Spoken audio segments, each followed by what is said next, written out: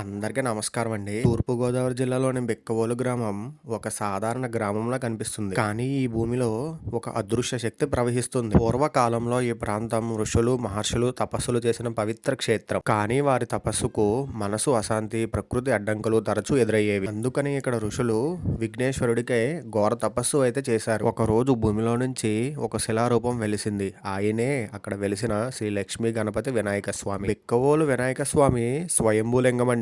స్వామివారైతే 7 అడుగులు అయితే ఉంటారండి. వినాయకుల వారు వెలిసినప్పటి నుంచి ఇప్పటిదాకా ఆ విగ్రహం అయితే ఎదుగుతూ అయితే వస్తుందంటండి. ఈ గుడి వచ్చేసరికి పచ్చటి పొలాల మధ్యలో అయితే ఉంటదండి. బిక్కవోలు వినాయక స్వామి గుడికి 1100 సంవత్సరాలు గల చరిత్ర అయితే ఉందండి. ఈ గుడిని వచ్చేసరికి తూర్పు చాళుక్యులు అయితే కట్టినట్టు పురాణాలు అయితే చెప్తున్నాయండి. ఈ గుడిలో ప్రత్యేకత వచ్చేసరికి ఏంటయ్యా అంటే స్వామివారి తొండం దక్షిణ దిశగా చూపిస్తదండి.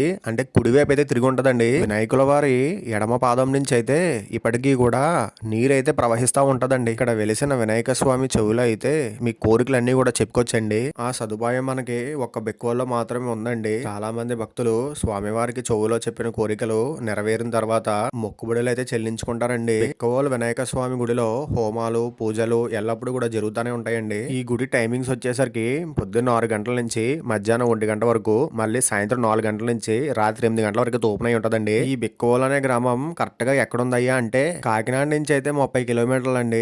రాజమండ్రి నుంచి అయితే 40 కిలోమీటర్ల దూరంలో అయితే ఉంటదండి. ఈ గుడి వచ్చేసరికి కృష్ణపక్ష చతుర్థి రోజున అయితే చాలా రద్దీగా ఉంటదండి. ముఖ్యంగా అంగారక సంకష్ట చతుర్థి రోజున జనాలు అయితే చాలా పెద్ద ఎత్తున అయితే ఉంటారండి. అలాగే వినాయక చవితి, నవరాత్రులలో అయితే ఊరేగింపులు, ప్రత్యేక సేవలు అయితే జరుగుతాయండి. బిక్కవోలులో వెలిసిన శ్రీ లక్ష్మీ గణపతి వినాయకుడిని పూజిస్తే కోరిన కోరికలు మాత్రమే కాకుండా మీ జీవితం ఎలా నడవాలో కూడా స్వామి చూపిస్తారని చెప్పి ఇక్కడ నమ్మకం అండి.